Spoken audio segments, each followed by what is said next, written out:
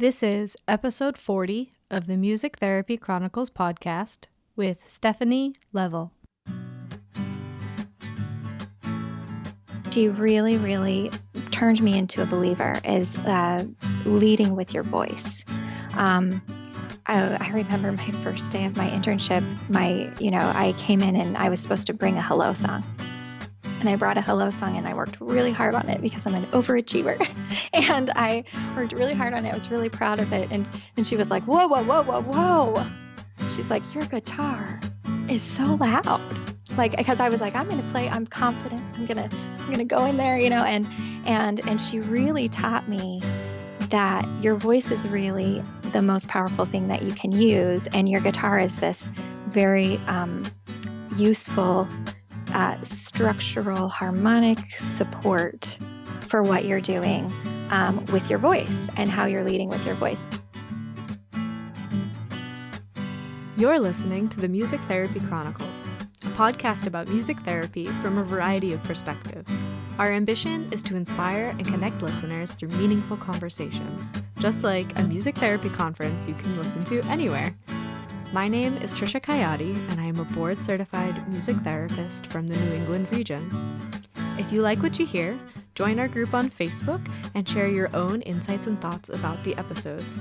You can also connect with us on social media and online at Music Therapy Chronicles.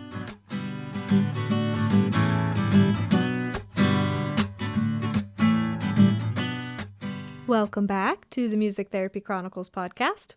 And today's episode is my conversation with Stephanie Leavell, and we get into specifically working with young kiddos as a music therapist, and even more specifically, young kiddos in large groups. So tips and tricks to use for, as Stephanie says, crowd control, as well as some musical elements, tools, and cues to use in your sessions to assist with transitions, attention, and anything else you might be trying to accomplish, as well as a little bit of philosophical conversation about what it is we're doing in the early childhood setting as music therapists.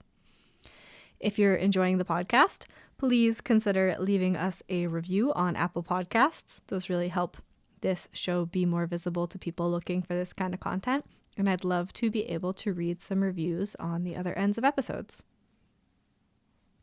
You can also find us on Instagram and Facebook at Music Therapy Chronicles, and we have a Facebook group you are welcome to join. If you haven't already heard, this month all Patreon donations will be given to the Australian Red Cross to assist with their relief efforts regarding the recent forest fires they've experienced down there. So please consider heading over to patreon.com/Music Therapy Chronicles. The link is always in the show notes, and contributing for the month of February to assist with that contribution. Without further ado, let's get into this week's episode.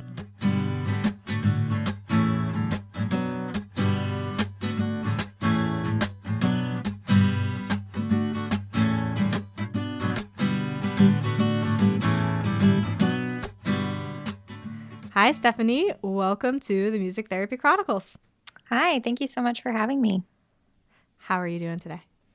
Doing really well. We've got snow in Indiana and, things are good. Things are nice and relaxed today. Good. I'm glad. Sometimes the snow can be cause for alarm, so it's good to hear that it's relaxing snow. Yes, and I'm an Idaho girl, so snow is my thing. I like snow. I mean, actually, I really like summer, but I like the winter. I like the four seasons. And if it's got to be cold, then I'd prefer that there be snow on the ground. I relate. Cold rain, I think, is the worst because it just gets into your bones. Absolutely. Yeah. So to get us started, can you tell our listeners a little bit about yourself outside of music therapy? Outside of music therapy. So, I'm a mom to a very spunky 6-year-old, and I spend a lot of time with her. She's an only child. And so we have, I don't know, outside of music therapy, I love to cook. I play a lot of music just for fun outside of music therapy. I do a lot of music with my daughter. She is very interested in music, and we do a lot of Piano, she's at the age where she can start sounding things out on the piano and singing along. And like right now, it's nonstop Frozen 2, 24/7. All that music over and over and over again, but it's really fun. So I guess, I don't know, I'm a family person. I'm kind of a homebody. I'm an introvert, and that's me.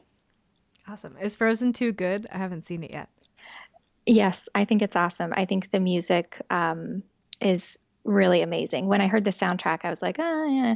But when they put it with the movie, um, yeah, the music alone made me cry during the movie. It's Aw. just very, very powerful, and it's like the kind of music that'll give you chills, just matched with the movie. Um, so yeah, that alone makes it amazing. Awesome. Looking forward to it. I'll have to make Yeah, myself an appointment yeah, to go see it. You know yeah, me, yeah. an Sometimes appointment. you gotta schedule it. Yeah. This is my self-care time. Yes, exactly. So tell us about your music therapy journey to now. I know that you've had some, I guess, well, with Rachel Rambach's new book that just came out, you yourself are an innovator a little bit with how you've created your own path. So can you tell us about that? Yeah, it's been very winding. I think that I've spent a lot of years trying to figure out what the best path is for me. So I went to Berkeley, graduated from Berkeley in 2009. And at that point, there weren't, 2009 was a really rough year to graduate. And so there weren't any music therapy jobs really just available. And so we ended up moving from Boston. I got married right after graduation to my husband, who also went to Berkeley. Um, we ended up moving to Idaho, where I started programs. I started a hospital program at the only children's hospital in the state that didn't have music therapy.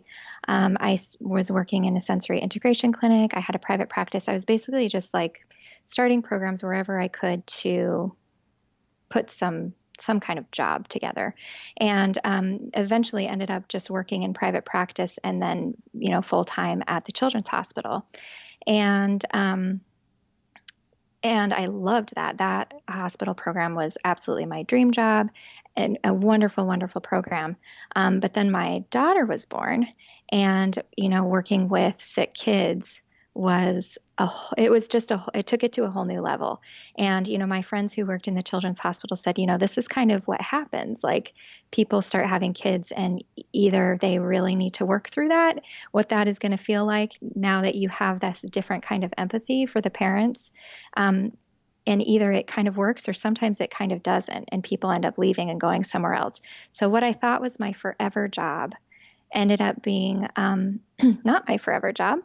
And so I left there after 3 years to look for more flexible work so that I could be more flexible for my daughter. And then just coincidentally at that point, right after, shortly after I quit, my husband decided to go, well, he was kind of back in school. He studied recording engineering at Berkeley. He decided he wanted to go back and get his PhD. So he started applying for PhD programs, and we found out we would be moving. So we moved to Indiana. And since then, I have, I took a little bit of time off because I was experiencing that burnout from music therapy. And then, of course, I just found my way back. It just kept calling me back. And so now I do something really different now that we're in Indiana. And I do a lot online. I do music classes at my daughter's Montessori school, and it has turned into something I completely didn't expect, but it's been really wonderful and fulfilling.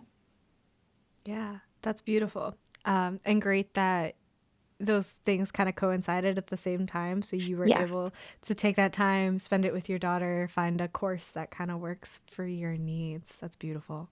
Yes. And it was kind of perfect because, it would have been hard for me to leave my dream job to go somewhere else while my husband needed a PhD, just temporarily move somewhere else for a few years.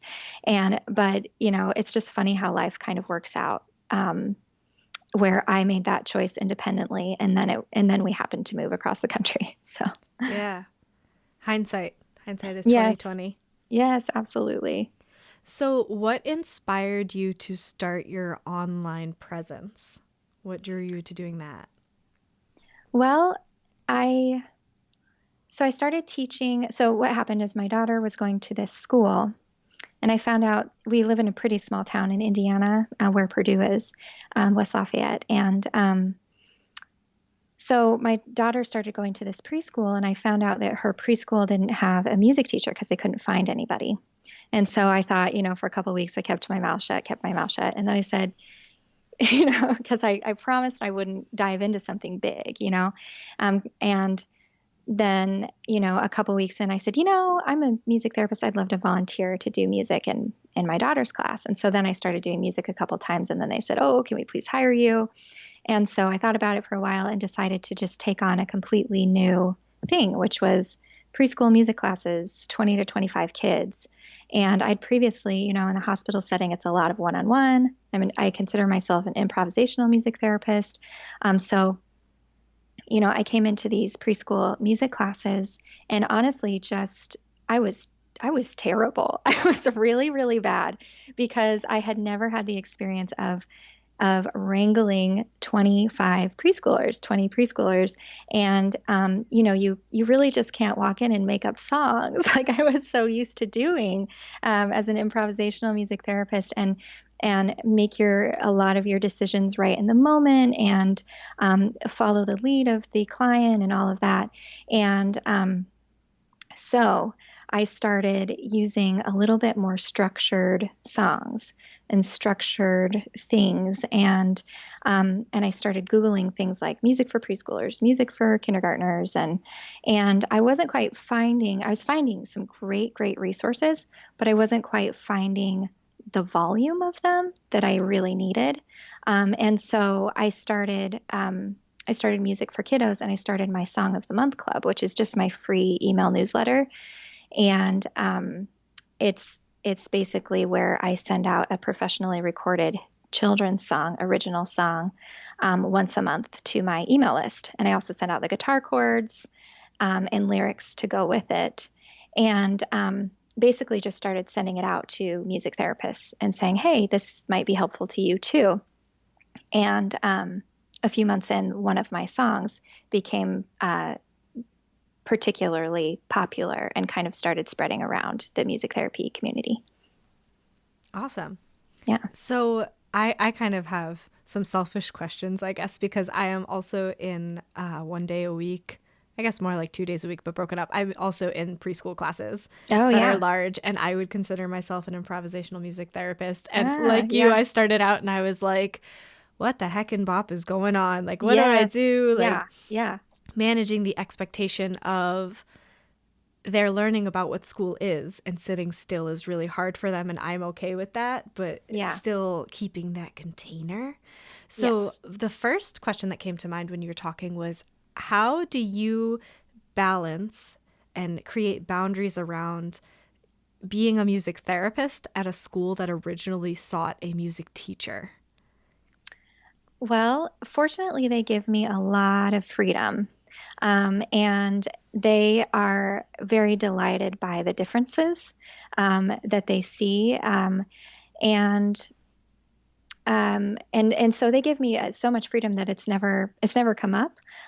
They were just kind of curious to see what I would do. And then they were like, yeah, do that. That's amazing. So I think it's really interesting to bridge that gap between I'm a music therapist in a more music education kind of setting. And it's something that I have talked to a lot of music therapists about, because it's like we're kind of like straddling this weird double, title, I guess. And there are a couple of kind of amazing perks of it, like documentation, for example. Like, I don't have to do documentation for the kids, but I really approach it as a music therapist, and I'm really careful of the sensory environment. I'm really careful of the kids who need some extra assistance and how I can support them through that. And so much of what I do is I stay in the music and transition within the music, and I keep the volume surprisingly low. And I try to step back and look at the overall like arousal arc of the group and make sure that I can give them opportunities to move, but then I bring that back down and then I bring it back up and I bring it back down. And then when they at the end of the group, when I hand them off to their teachers, they are peaceful. They've had some sensory stimulation so that they are satisfied in a sensory way so that they can sit and wait for their teacher's instructions so that they're nice and quiet. That was a tangent. I'm sorry. Oh, not at all. I was nodding my head the whole time thinking, yep, that sounds about right. Because Yeah. some days I feel like I have an existential crisis where some of my clients, it's very apparent what we're working on and maybe not necessarily what the goal is, but how I am helping them as a human being. Yes. But then I go into these preschool classes, and whether it's a chaotic class or not, sometimes it's like, what am I doing? Am I enrichment? Am I providing that sensory need? Is it always the end of the day and they're always wired? And so my goal is always to just, meet them where they are and bring them down. So keeping those thoughts in the back of my head, which also can sometimes just drive me mad because I'm like, what am I really doing? Yes. Yes.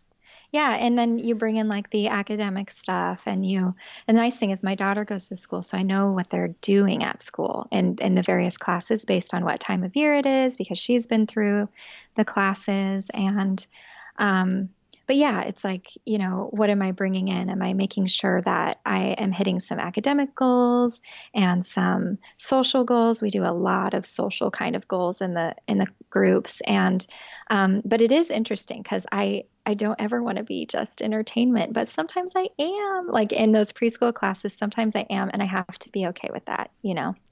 Thank you for saying that out loud. Because it's true. I also think to myself a lot of the times, if we're doing a familiar children's song, we're doing Wheels on the Bus, we're doing Five Speckled Frogs, whatever. Yeah. What am I doing that the teacher isn't doing? Yes. If they already do this song, why is it important that I also do this song? Yeah, yeah. That's been interesting too. Because I have a lot of recordings of my music, and the teachers that I work with have those. Yeah. And so it's like, and they use them. They use like my movement songs with my recordings and things like that. And I'm so glad they do. I gave the music to them, but it is too. It's like, what are we doing that's different here? And I completely relate. It's a challenge. Yeah, but that's great that you have that resource you can give them for the day you're not there, or the time Yes. they need that Yes. movement, they need that sensory input, and they're familiar with your song to be able to use it. If nothing else, you've created the familiarity that they can then use in their day-to-day at school. Yeah. Very true. Yeah. Awesome. So here's another one I just thought of. Do you think being at a Montessori school affects your position, your relationship with the students and the teachers and just the environment there versus being at, say, like a public preschool? Oh, yes, I think that's very possible. The teachers, most of the teachers that have worked at this school have worked there for like between 15 and 20 years. Wow. And they have a really deep appreciation and understanding for the importance of art and music, working with your hands, being curious and diving deeply into what the kids are curious about and what the kids are into. So, for example, I have like 8 preschool classes, and then I have a kindergarten class, and then I have a class that is first, second, and third grade, and it's just like 22 kids, and my daughter's in there. She's in first grade, and that has been my biggest challenge is this first, second, and third grade class because preschoolers, I feel like I've worked with them enough now that I really have them figured out. But first, second, and third graders in this mixed environment where they're used to a lot of like independent work and, there's a bunch of teachers in there. So they get a lot of individual time with the teachers. And then all of a sudden I get them in a group, which they're not really used to being in a big group. So crowd control, as I like to call it with that, is really a challenge. But for example, with them, we have been working on a song and they have been contributing lyrics, and we've been talking about things like acoustics and recording and the process of recording, which has like mixing and mastering and everything. And they are so interested in it that we have just been able to dive really deeply into that one topic, so that we're actually doing like a recording session with them in a couple of weeks, where I'm going to bring in my recording equipment, and then I'm going to send it to my mix engineer so they can hear what it sounds like as like a raw recording and then as a mixed recording. And they are so excited about it, and the acoustics and the pop filter and all the microphone and like every, all of that. And so it's wonderful to, because of the Montessori environment, just be able to just kind of dive into what they're into. Yeah. Oh, that's super cool. And what a great example of how you can expand things so much further than just a typical music education, even though you are Yeah. giving them an education in music related content. That's awesome. Yes. And they happen to be like the kids, especially in the elementary program, they're really excited about learning, and they happen to have these experiences in their classroom where they do go really deeply into one topic. And so it's just natural for the environment, and it's been a lot of fun. But I also have the kids, I have them first grade, second grade, third grade. So it's like I've had the third graders for a couple of years now. And so I can't really repeat, things that I've done in prior years, like I can with the preschoolers. We can, but they're ready to learn. They're really ready to learn something different and have new songs and new challenges. And so it's been a challenge, and just thinking about how they think and how they learn, and trying to support their learning with music. Yeah, that's a toughie. Yeah, for sure. It is. It's really fun. It's so fun. I leave that class with a big smile on my face every week. Aw, that's Yeah. beautiful. Those are the best. Yeah. So 22, 20, anything I think above 10 is giant. So tell us about your crowd control strategies and how you use the music specifically to transition, maintain the attention of the group, all that good stuff. Yeah, well, my first goal is always to get their eyes on me. And so I have a lot of strategies for doing that. And one of the ways that one of my strategies is genuinely my classes are very, very quiet. And if they want to be able to hear the music, they really need to be quite quiet themselves. And this has evolved over time, because I think initially I tried to meet them at their volume level, but I keep my guitar really quiet. I keep my voice very quiet. And then I can strategically choose when to bring that volume up and when to bring that arousal level up. But I do a lot of musical cues. I do so many cadences, and the way that I end my songs are very strategic. Just about every movement song ends in stretching, a verse about stretching, a verse about yawning, a verse about wiggling eyebrows, which makes them really confused and makes them really focus for a minute and quiet down. Has them, touching their toes or reaching to the ceiling or acting like a sloth or acting like a turtle. I have all these kind of tricks that I use at the end of my songs, where I just kind of modify the very end of them. And then the end is often a cadence of sit down, or, something like that pulls their attention back in and helps me transition to the next thing. Or sometimes I just don't even really end the songs, and I just go straight into the next thing. One of my most simple songs is one of my most useful, and it's called Walk, Walk, Walk. And it's just a cappella. It literally just goes, we're gonna walk, walk, walk, and stop. We're gonna walk, walk, walk, and stop. Turn around, reach up, reach down. We're gonna walk, walk, walk, walk, walk, walk, walk, walk, walk, walk, walk, and stop. And that is all that song is. And at the end of lots of movement songs, I will often go straight into that one. And then the one, we'll either tiptoe, we're going to tip, tip, tip, tiptoe, or tiptoe, stop, or we're going to act like a sloth and stop, something like that, where I can have them standing and have them still doing movement, but transition them to something quieter with their body. So I call those transitional movement songs. I think I maybe made that up, but kind of like going from an active movement song to a transitional movement song to sitting down. Yeah. I like those a lot. So what about if you, let me gather my thought here. You've transitioned from this movement song and you've gotten them to sit down, and what do you do usually next for your arousal level, wave, your bell curve, whatever you call it? How do you usually plan your session from there?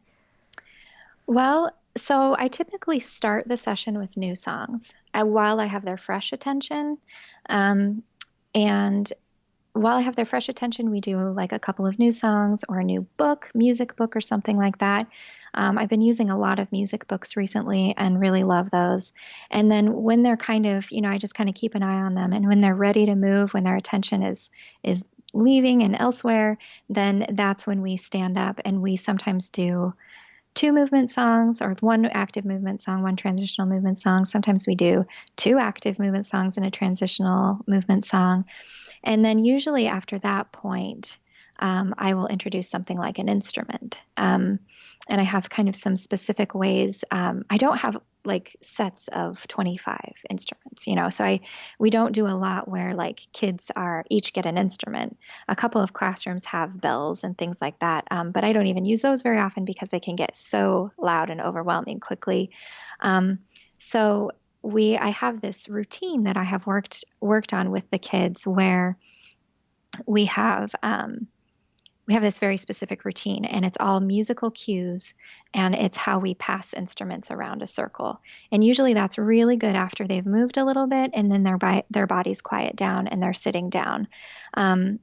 So for example, I'll get out the ukulele or something like that. I'll kind of show them how they hold it against their belly button and how they strum it. And then we'll start passing it around the circle. And their cue is when the music starts, their turn stops. And when the music stops, their turn stops, and they pass it to a friend.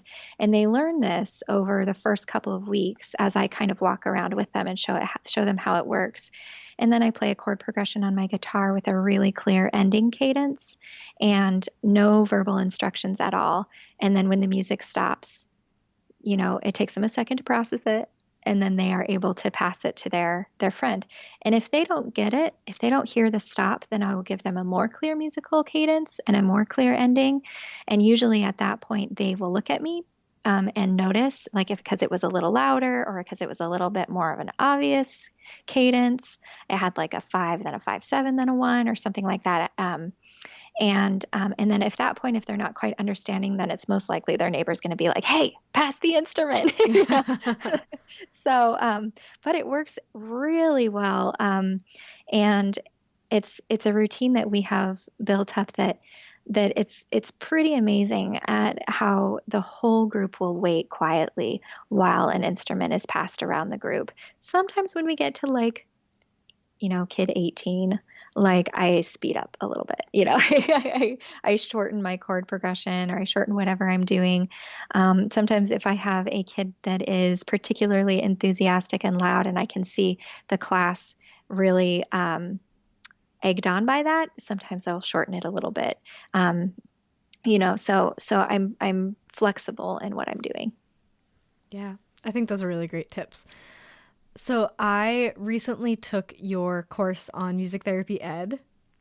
Oh, that's awesome. Yeah, and the first part maybe was like here, have your guitar. Here are all these great guitar musical cue things to practice, resources. Like, it was phenomenal. It was one of those things that I wish, this is one of the things about music therapy, I wish I could have like my textbook that I opened and played music like a birthday card, Yeah. So what of those would you like to share with the listeners? Because I know I learned so much from that. Oh, it's been a while. I recorded those over a year ago. Let me think. I'm glad you like that course. Thank you for taking it. Could be anything that comes to mind. It doesn't just have to be from the course, but that's what sparked my interest of like, I'll stall while you think. So I went to an internship concurrent session while I was a student at a conference, and the person chooses the interns for Seasons Hospice. And he said, I love interns from Berkeley because they are so musical. He's like, I don't know what you guys do, but you are so musical and this, that, and the other thing. And when I was taking your course and heard you were from Berkeley, and I thought, this is what he meant. Like these are things that must be ingrained into you that were probably just glazed over. And here I am, not learning them for the first time, but finally grasping like, oh, this is the clinical application of what they're talking about. Oh, interesting. Oh, that's really cool. I have noticed that, there are a couple of professors and practicum supervisors and things at Berkeley where this is their bread and butter, and they are like masters at these musical cues. And my internship supervisor, Lori Kubicek from Massachusetts General Hospital, I mean, watching her sessions are just mind blowing. She's just brilliant musically. And it's these musical cadences. And something that she taught me actually that's in the course that she really, really turned me into a believer is leading with your voice. I remember my first day of my internship, I came in and I was supposed to bring a hello song. And I brought a hello song and I worked really hard on it because I'm an overachiever. And I worked really hard on it. I was really proud of it. And she was like, whoa, whoa, whoa, whoa, whoa. She's like, your guitar is so loud. Like, because I was like, I'm going to play, I'm confident. I'm going to go in there, and she really taught me that your voice is really the most powerful thing that you can use. And your guitar is this very useful structural harmonic support for what you're doing with your voice and how you're leading with your voice. So something she taught me that's maybe a little bit more like concrete, leading with your voice, is like this just magical thing of and just hanging out there and eliciting some kind of response and landing ah. And so you can imagine like a kid, their arm is raised and you've got the vocal musical cue of and you watch their hand. And when their hand hits the drum is when you kind of land with your voice. And then you can reinforce that with your guitar by having, the 5-1 or something like that, and having and stopping your guitar, like the stopping the sound on your guitar is such a powerful tool because it totally amplifies whatever you're doing musically. And also, again, it has the ability to like capture attention and draw attention in and have that kid, look at you. Yeah, that was a great one. And I can imagine how that would be so much more effective in a group of 20 children where you're trying not to overpower their voice to get their attention. It's something more subtle that you could do. Yeah. Yeah. And I have really taken that, guitar volume thing to heart where it really doesn't need to be loud. It needs to be, in my opinion, it needs to be very clear as far as like, matching your music to your lyrics. Like if you say stop in your lyrics, obviously not only do you stop what you're doing on the guitar, but you mute it, it needs to be really reinforcing to the song and the goal and the objective and everything in there. But it doesn't need to be loud. Yeah, well said. Do you have any other music tools, tricks, cues you want to share? I will let you know if I think of one. I can't think of another specific one at the moment. That's fine. Let's transition back to music for kiddos and what you're creating over there. So tell us about, you mentioned your email newsletter, which is great. I highly recommend everyone sign up for that. I use the music myself all the time. Oh, awesome. So what other resources and stuff are you creating over there? Yeah, it's been so I started 2.5 years ago. It's been really interesting to kind of figure out like what I want to do on there. And so I did the course through Music Therapy Ed. I also released a course on my website called Ukulele for Kiddos, and it's a mini course. So I'm all about like not much fluff. Like I am all about kind of getting right to it and keeping things super, super simple. And so this course was because I was teaching my third graders how to play the ukulele at the school, and I bought a few curriculums that were really complicated, and I just needed something really, really simple, like teach this first, then this, then this, then this, then this. And so over a couple of years of teaching them, I basically ended up making my own curriculum of, slowly, what do you add first, and then how to get them to understand the structure of the music, because that's really hard if you're 8 or 9. So anyway, I created this Ukulele for Kiddos course, and it's just like 12 lessons, and it's a 5-minute video so that a music therapist or even a parent or music teacher can watch the 5-minute video and then immediately go teach a class on that. So that's been a lot of fun. And so I have that. I'm releasing another mini course in a couple of weeks. So it's the end of January. So I'm releasing it I think February 17th is my release date. And it's a mini course of 12 movement songs. Ooh. And movement songs are my jam. That's like mostly what I write if I don't try and write something else. So I'm releasing that in about a month, and I'm so excited about that one. And then about 7 months ago, I started the Music for Kiddos community, which is basically, it's a resource site. So it's, access to all the songs that I have ever created in a locked area on my website. But I have been having this really important kind of epiphany over the last year that is related to my past burnout and related to just being an introvert, I think, and related to this online community that I felt I really had in Facebook and in Instagram as I was on Facebook and Instagram. And so I decided it really needed to have a community aspect to it. And that's a huge part of it. So it's a resource community, and it's a very tight-knit group of us, and we share resources, and we get to know each other, and we support each other. And, by getting to know each other, we can share more pinpointed resources, and they're from trusted colleagues. And so that launched last July, and then again just a couple of weeks ago. And every time it's launched, because it's a pretty small group, it's sold out in a couple of days, and it's been really, really, really exciting and fulfilling. And just, it's like I accidentally created my own cure for burnout for myself and others, if that makes sense. Yeah. How cool is it that these things come out of a need, a necessity we have, and we create this project that touches so many other people?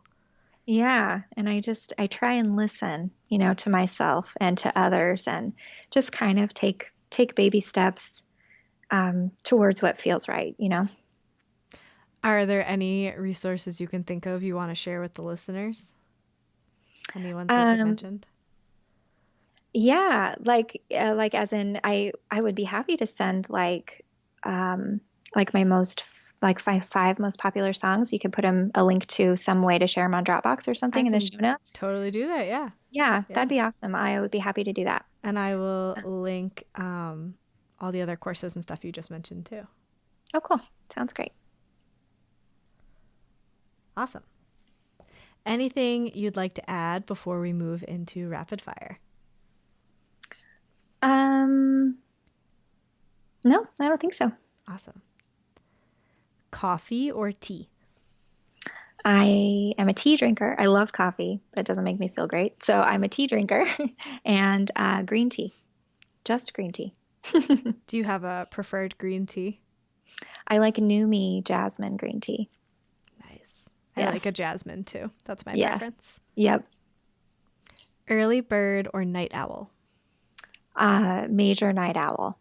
I didn't used to be, but for some reason I am now. And I have to convince myself to go to bed by like 1 midnight or 1. I try to stop what I'm doing at 11, but I have a hard time with that. I'm a highly passionate person. I have a lot of things I like to work on.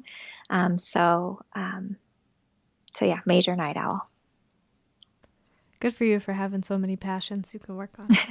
Thanks. Something you'd tell your younger self.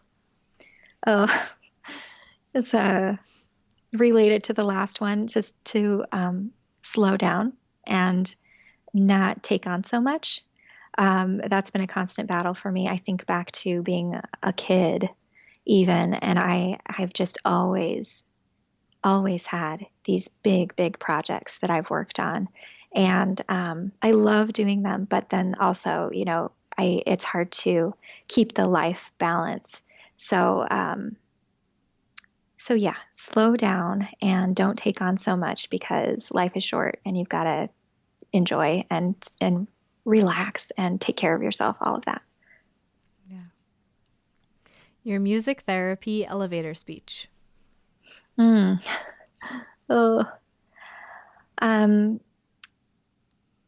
So using music for non-musical goals. And so I usually like to give an example. So I'll say something like, music therapists are specially trained and certified to use music for non-musical goals. So for example, if you have a child that has a certain kind of leukemia, their treatment is going to be 3 years long. And so the music therapist plays a really important role in their treatment because it is very important that when they step into the chemo suite, when they step onto the hospital floor, when they step into the clinic, they are not immediately met with dread, anxiety, fear, which can lead to pain and nausea and all of that. And so a big part of a music therapist's job is to help them with their anxiety as they're going through that whole entire 3-year process. Yeah, good one. Your favorite self-care practice? I do, I like to cook, but I do Pilates, and specifically on like a reformer machine.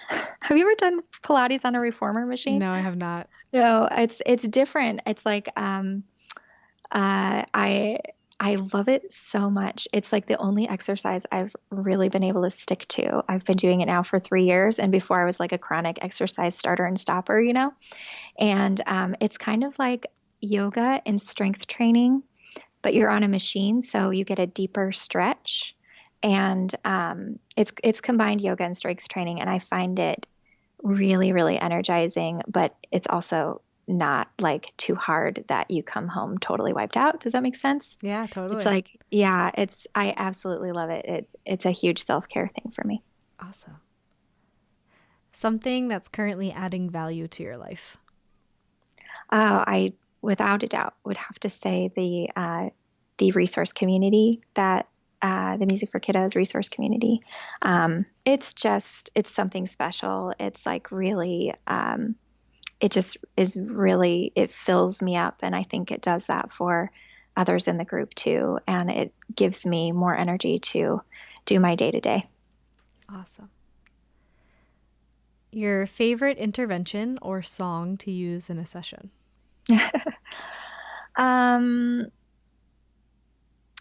Right now, my very favorite is it's a song that I have called Rocket While You Rock It. So like rocket, ROCKIT, while you rock it, like being a rocket. And it's like, kind of like cheesy, but it's this kind of like rock kind of song. And then the kids, they climb into a rocket and then they blast off. And the reason that I've been really enjoying this song is because it literally makes kids squeal with glee. I've just been using it for a couple of weeks, and I'm getting ready to release it on my movement song mini course. And yeah, they've just been like completely squealing with glee. I always look for like the eyes lighting up But this is like a whole new level. Aw, It's been really fun. that's awesome. Yeah. Making clients laugh is my favorite too. Oh, yeah. It's the absolute best. It is. It is. And lastly, where can people find you and connect with you? So I am on Facebook, Music for Kiddos.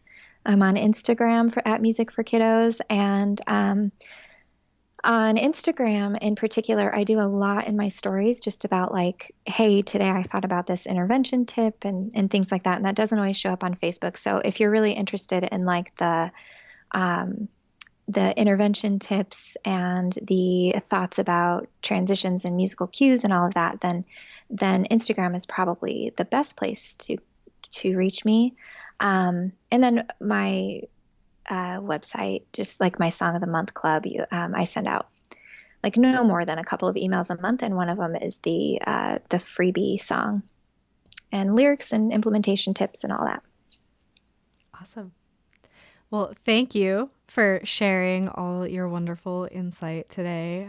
Lots of good nuggets in this one. And thank you for making the time to talk with me and be on the show. You're very welcome. Thanks for having me, and thanks for doing this. Of course. Thank you. It's great to hear that people are listening and enjoying the podcast. Yes, I keep hearing about it more and more and more. So, well done. That warms my heart. There's not Yeah. that many music therapists in New Hampshire, so I don't necessarily hear other than the people I actually know, because there's not many of us. Well, If that what makes happened sense. is, yes, totally makes sense because I started out in Idaho. Yeah. So, but people would just say it in passing. They're like, "Oh yeah, so and so on Music Therapy Chronicles." So you should be very proud. It's Aw, definitely getting around. thank you. Oh, that makes me so Yeah. happy. Thank you so much for saying You're that. welcome. All right, well, enjoy the rest of your day. You too. Bye. Thanks. Yeah.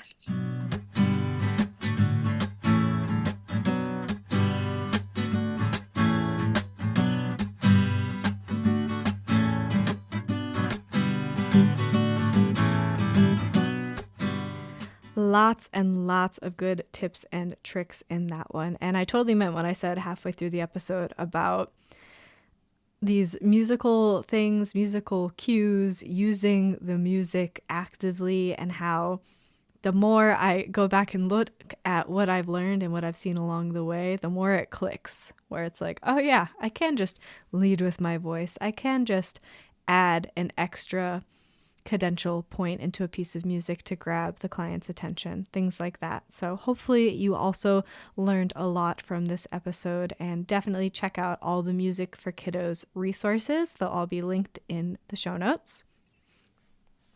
As always, please consider leaving us a review on Apple Podcasts and finding us on social media. If you or someone you know is interested in being on the podcast, or if there's someone you want us to reach out to, you can send an email to feedback@musictherapychronicles.com. This show isn't possible without our listeners and without our guests. So if you have any insight you want to share, something that you've recently had an epiphany about, or are researching a project you're working on, anything to inspire the rest of the people listening, please don't hesitate to send an email over and be on the show. And lastly, please consider becoming a patron over on patreon.com/musictherapychronicles. Patrons have the exclusive opportunity to ask guest questions, which is awesome. So if there's a guest you've heard and you've thought before, wow, I really wish I could ask them this question, this is your opportunity. So when I schedule an interview, I post that on Patreon, and you can ask your question over there. Again, this month, February, all Patreon contributions will be donated to the Australian Red Cross to assist with their relief efforts with the forest fires. So please consider helping us out with that contribution. If everyone who listens to this episode donates $1, we will have a very sizable donation to give to them. That's it for this week's episode. Thank you so much for tuning in, and I will see you in the next one.